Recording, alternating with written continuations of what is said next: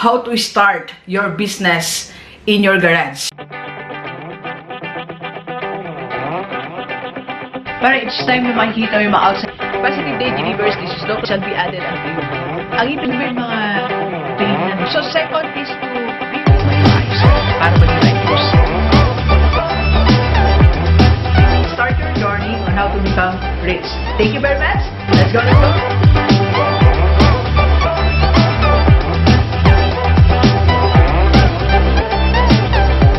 Positive Day Delivers, this is Dr. Gigi Sunga from I Can Change Project. Magandang hapon sa lahat ng mga delivers natin. And sa first time po tayo mapanood sa YouTube channel, thank you very much. Please subscribe, click na po yung Doc Gigi Sunga. And sa lahat ng gustong magpa-quote sa atin, online or personal, and if you want to start, advertise, or improve your business, and if you need speaker per seminar, message ka lang 0939-525-4311 or sa aking FB page, Dr. Gigi Diso. Anyway, so, nung Sunday kasi, nag-attend ako ng anniversary. So, isang church. Happy Valley, happy anniversary po. So, pinagbigyan natin sila. Dumalo tayo. May nabanggit yung pastor na isang university, sikat na university, actually number one of the top yata na university, they started sa garahe, okay? So, I was checking it right now, kaya lang wala akong makitang confirmation, so I will not share it, okay? Pero, doon ako nagsimula mag-isip. Sabi ko, there are businesses or, mga businesses ngayon na nakikita natin na they they started in their garage, okay? So, sa garahe sila nagsimula. So, gusto kong i-review yon. Bagamat alam na natin lahat ng mga companies na yan. Pero meron tayong gustong i-point out dito na paano nga ba magsimula sa iyong garahe, okay? How to start your business in your garage, right? So, yan ang ating pag-usapan. Pero gusto ko munang banggitin yung ating mga companies na nandyan. So, magandang hapon, get your coffee, ballpen and notebook para pag-usapan natin. Paano nga ba tayo magkaroon ng negosyo sa garahe, okay? Okay, so number one, ano ba yung mga company na nag-start yan? Okay, so simulan na natin. Of course, dito sa atin, naghanap tayo sa Google. So, salamat kay Google. So, nag-research tayo ng ilang articles. So, eto na, sinamarize natin. Hindi lahat nandito, ilan lang itong kinuha ko. Medyo mahaba yung mga listahan nila eh. So, number one, of course, nandiyan ang Microsoft. Okay, Microsoft, Bill Gates, and Paul Allen. So, they started in 1975. Okay, so alam natin lahat na sa garahe yan nagsimula, di ba?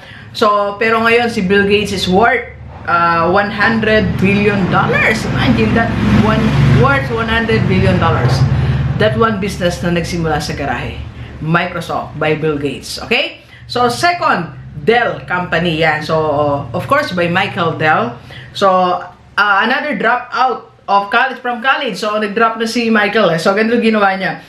After building computers, so nag-build siya ng computers. Then, sabi dito, after a year, he dropped out. Okay, so pinagsabay niya yun eh. So, studying, then building the computer. Then, after a year, nag-drop na po siya. Then, he started his own office. So, dun siya nag-produce. And, in 1994, yan, nagkaroon na siya ng orders. So, 1984, ang official start na sa garahe. Okay?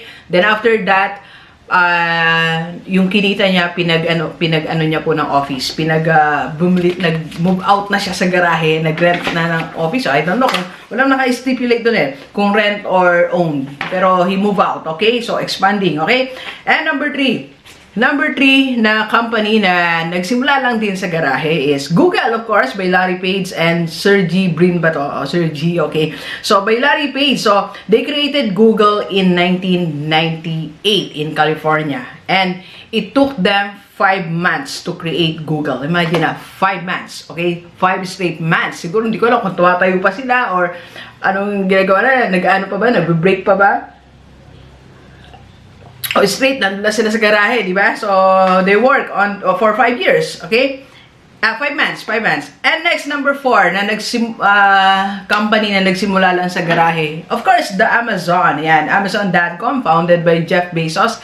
And Jeff Bezos is now the richest person in the world, imagine. So, nagsimula lang din sa garahe. And he was selling book then. So, after a year, nakabenta siya ng book. And sabi nga, then the rest is history.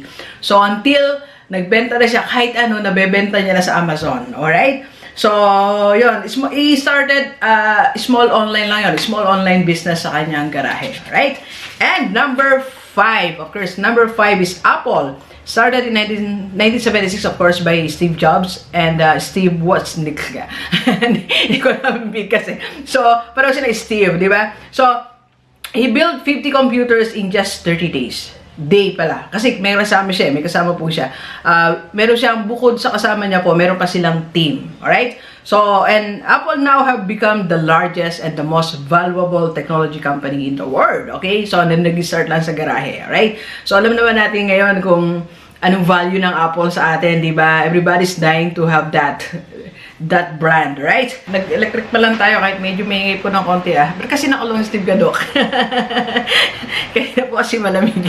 Anyway, so, alright, ika 6 na company na nag-start sa garahe is Disney, by Walt Disney. So, ito po nag-start siya with his brother and Uncle Robert. So, sa garahe po ni Uncle Robert niya, dun ginawa. They shoot Alice in Wonderland. I think in 1923. So, diyan naganap yan. Diyan nag-start. Okay? Ang Disney, diyan sa garahe ni Uncle Robert. Kaya, so, lagyan na, Disney by Uncle Robert. Uncle niya po yan. Okay? So, and may kasama siya yung brother niya. Alright? So, number 7. Number 7, business na nag-start sa garahe. Mattel. So, I don't know if you're familiar sa mga dolls po to. Okay? So, dito kasi, familiar kami dito sa may Mariveles dati, may Mattel na tinatawag. I don't know, may ano yan, may nagmamanufacture or basta may Mattel na mga dolls, okay? So, they started in California. That was on last 1969, okay? By Harold Matton po ba to and Elliot Hindler. Yeah.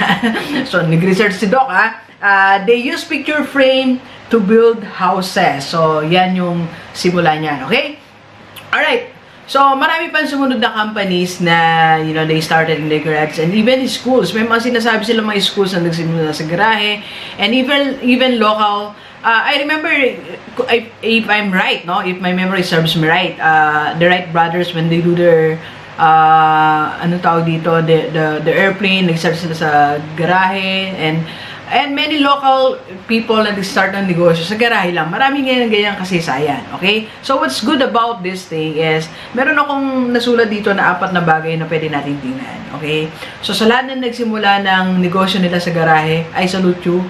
Sa lahat kayo na nagsikap at ngayon mauunlad na. Di ba nga, kung titignan natin, dito lang sa Pilipinas, di ba? So, hindi man actual na garahe nagsimula, pero nagsimula lang sa bahay. So, ang dami natin. So, siguro, magkaroon tayo ng local version, part 2 ng ating vlog, okay? Pero ano ba yung pwede natin makita dito? Number one, lahat ng yan na binanggit ko, nagsimula sa garahe, okay? They have their partners, okay? So, nagkaroon sila ng partner sa business. It's either a friend, relative. So, look at, tinan natin mula kay Microsoft, meron siyang Microsoft, Bill Gates plus si Paul. So, kasama niya, di ba? Si Michael Dell, I don't know pero wala kasing, they did not mention, okay? Pero si Google, Larry Page and Sergey Brin, okay? I don't know, tama po yung natin, nabigas natin. Apple, may kasama din. Walt Disney, brother and uncle. So, Mattel, dalawa din sila. So, ibig sabihin po, for every success, meron tayong kasama. For every journey ng business success, meron ka kasi, hindi pwede kasi wala kang nakausap Hindi pwedeng wala kang nakasama. Okay? So, kailan ko ba sinabi, hapon na ikausap ako, sabi ko, behind the success of one person is another person. Is another person who is just absorbing all the ideas. Minsan na yun lang Meron lang taga-absorb na ideas mo, meron taga yes lang, may taga no. Diba? Laging may kasama. Laging may kasama. So, if I were you, ako, as an example, hindi ko lang may isa-isa yung mga nakasama ko, pero when I started, lagi ako may kasama. Right now, sa aking venture, sa aking nung nagsimula ako as a rockstar speaker, sa mga vlogs ko, I have Mama Rivi. Si Mama Rivi, tanggap siya ng aking mga ideas Siguro, sabi, ang dami mo ideas, bahala ka dyan. So, lahat naman naiisip ko, she's absorbing everything, okay? And now, I have Ma'am Joyce, na nag-absorb ng mga, sinasabi ko sa kanya, message ko, let's do it, let's do that, let's try this one, so something like that. So, you always have someone, okay? So, kung gusto mo magtagumpay, bagamat okay lang din mag-isa tayo, pero we need someone, kahit isa lang, wag mo nang damihan, kasi pag dumami yan, marami na kukontra di ba? Kaya marami nang di makapagsimula sa dami na natin sinabihan eh. Pero try natin. So, try to find one person who can, it's either assist you or will just simply listen to your ideas. Okay? So, second, lahat ng binanggit ko kanina, they work on their original unique idea. Idea lang nila yon. Kaya ginawa nila sa garahe lang eh. Di ba? Wala silang ginaya. Original concept ni Walt Disney, original concept ni Mattel, original concept ni Bill Gates, original concept ng lahat ng mga binagot ko at hindi ko pa nabanggit. Lahat na original concept. Hindi sila natakot i-launch. Hindi sila natakot na, meron bang ganon? Mangyayari ba yon? Kaya ngayon nga, I was about to post it sa FB ko. Kasi, again and again, kailangan ko namang ipakarwas si Rockstar, si Tera. Sabi sa mga kapatid ko, ipakarwas nyo nga yan. Pero gusto ko mag-post ngayon ng isang business idea. Sa lahat ng mga carwash, why don't you include it in your services na pick upin nyo yung mga sasakyan, tapos hatid nyo na lang. Kasi yung problema, like ako, I'll be spending 2 hours of my time para ipakarwash yun. 2 hours is 2 hours for me. Ang dami ko nang pwedeng isulat. Like now, lalo ngayon, nagsulat ako ng script po para sa aking e-course. So, business idea, huwag tayong matakot na, baka matawa sila, Doc, baka matawa sila sa idea ko. Wala, ito ba, nung una, baka nga natawa din sa kanila yung mga kamag-anak. Anong gagawin mo dyan? Isushoot mo yan sa garahe, di ba? Baka nga si Walt Disney, ang dami nagtawa sa kanya Bill Gates, baka dami nagtawa. Steve Jobs, baka ang dami rin nagtawa sa kanila, di ba? Pero, they pursue yung kanilang business idea. Basta, I'll stick to this. Sabi nila, gagawin ko to kahit anong sabihin nyo. Di ba? So, kung meron kang business idea na unique, go. Just launch it. Give it a shot. Okay? Give it a try. Right? So, third, they started working where they are. Hindi sila nag-isip na mag-ipon muna ako. Gagawa muna ako magandang office. Punta muna ako sa ibang bansa, mag-aaral muna ako. Wala silang iba requirements. Kung ano naisip nila, they sit down, inaayos ang garahe, eto na. Kaya nga garahe lang So ito, magsimula na tayo. Sabi na, tara na, magkapit tayo, tapos gawin na natin. Di ba? Kasi tayo, pag minsan gusto natin magnegosyo, dahil natin requirement Gusto muna natin, may 100,000 tayo. Gusto natin, may magandang office, may magandang aircon. And this is just my office. Home office muna ako sa aking GDS corporate training. Tapos yung namin, store namin, Doc Gigi's clothing trading namin. Sabi nila, mag-rent ka, paggawa ka ng boutique, I will not do that. I want to start. Sabi sa kapatid ko, sige, let's start na. Diyan sa sari-sari store mo, itabi natin yung mga damit natin, sapatos, bag, and everything. Diba? So you start where you are. Huwag mo na hintayin na dumami pa yung mga requirement. Dapat ganito muna. Baka hindi na siya mangyari, kapatid. Okay? Just go, do it. Okay? Alright, so, alam nyo kaya nung may nagsabi sa akin na, Doc, magpapacoach ako. Sige, coach kita. Agad-agad So, lang ako, ilang days lang. So, I reviewed, nagbasa ako how to do coaching and everything. Pero I started. The good thing is, the best thing that you can do is just to start. Okay? And last, number 4. Ito yung ginawa nila. They expand through their earnings. So, hindi muna sila nag-shopping, hindi nag-travel. Diba? Si Michael Dahl, yung pinagbenta niya ng nag-move siya agad sa nanap siya ng pwesto niya So, these people, talaga nakakonsentrate sila sa business nila. Hindi muna sila nag-pleasure, hindi muna sila namili ng ganito.